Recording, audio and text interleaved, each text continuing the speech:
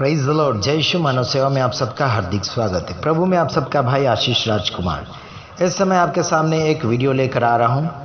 आगे की ओर आपको देखने के लिए मिलेगा मम्मी पापा अपने बच्चों को भेदभाव या फिर जाति पात का कारनामा सिखाते हैं। कुछ लोगों में ऐसा हो रहा है, यानी कि भेदभाव, रंग रूप, जात पात, ये सब बच्चों को सिखाया जाता है मम्मी पापा के द्वारा। बल्कि मम्मी पापा को मैं कहना चाहता हूँ, चाहे वो बहनें हो, मम्मी पापा हो, है ना, संसार भर में रहने वाले सारे लोगों को इतना कहना चाहता हूँ, भेदभाव को छोड़ें और इंसान तो इंसान है, उनके साथ, सबके साथ समान प्रेम भाव रखें, भेदभाव ना करें। हिंदू, मुस्लिम, सिख, ईसाई कोई भी हो, लेकिन उनका भेदभाव ना करें, बल्कि उन्हें सही मार्गदर्शन दीजिएगा। और अभी स्कूलों में भी अभी अच्छा सिखाया जा रहा है और सिखाना भी चाहिए बच्चों को, बिना भेदभाव के साथ रहना है, क्योंकि ऊपर वाला जो परमेश्वर है सबका एक है। लेकिन संसार भर में लोगों ने अपने अपने मार्ग चुन लिए हैं, इसलिए प्रॉब्लम हो रहा है और संसार भर में विरोधी और भेदभाव की भावना बढ़ती चली जा रही लोगों में। तो आइए देखिए आगे का वीडियो, सुनिए बच्ची से। मेरा नाम वंशिका है, मैं 10th क्लास से हूँ, सर्वोदय कन्या विद्यालय गांधीनगर से। मैं अपना एक एक्सपीरियंस शेयर करना चाहूँगी। मेरा पहले देशभक्ति पढ़ने से पहले मेरी थॉट्स जो थे और उसके अंदर काफ़ी ज़्यादा चेंज भी आया। मैं पहले सोचती थी, मेरी एक फ्रेंड थी, वो मेरी कास्ट से बिलोंग नहीं करती थी, तो मुझे मेरे पेरेंट्स ने मना किया उससे बात करने से। तो मुझे लगा कि मेरे पेरेंट्स सही कह रहे हैं और मैंने उससे बात करना थोड़ा कम कर दिया।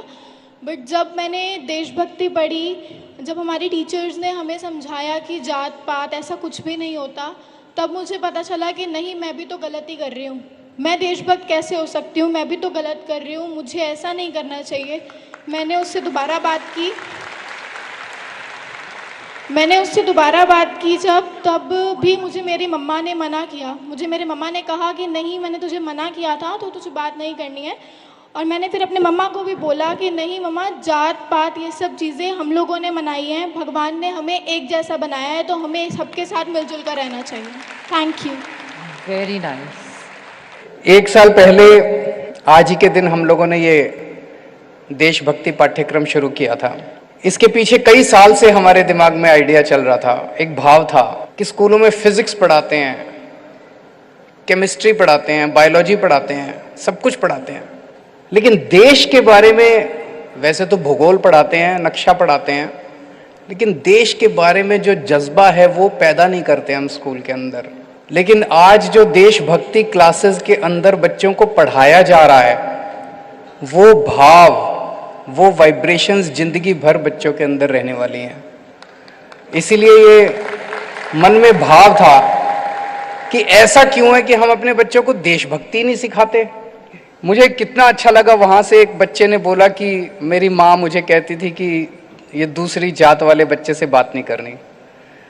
बच्चा भी बदला, माँ भी बदली, आसपास का वातावरण भी बदला। ये इतना पावरफुल मैसेज था, इतना पावरफुल मैसेज था। मुझे तो लगा कि ये देशभक्ति क्लासेस अगर पूरे देश में लागू कर दे तो ये जात पात ही खत्म हो जाए हमारे देश से।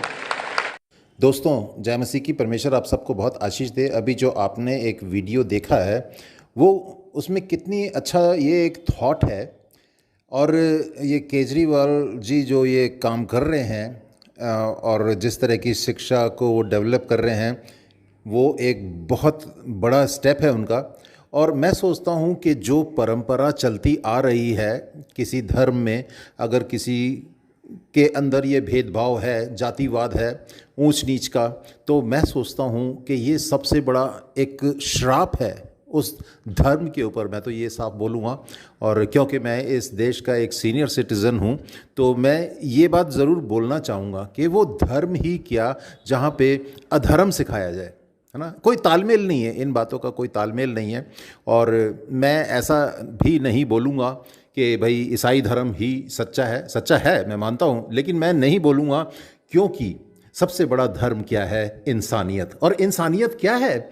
आप किसी को अपना धन दौलत लुटा के दे दो, किसी को अपना घर वगैरह प्रॉपर्टी वगैरह दे दो, या किसी को बहुत बड़े लंगर खिला दो, खाना खिला दो, ये सब नहीं है, लेकिन इंसानियत ये है कि आपके अंदर प्रेम होना चाहिए, एक दूसरे के लिए रिस्पेक्ट होनी चाहिए, और ये ऊंच नीच का भेदभाव, जातिवाद, ये सब चीज़ ख़त्म होनी चाहिए। और मैं तो कहता हूँ कि ये अगर इस तरह से अगर सबके अंदर ये भावना होगी देशभक्ति की, और सबसे बड़ी देशभक्ति ये है कि अपने देश के दूसरे नागरिक को रिस्पेक्ट मिलनी चाहिए हमारे द्वारा, और अगर ऐसा होगा तो ये बहुत बड़ा स्टेप होगा, हमारा भारत देश बहुत तरक्की करेगा।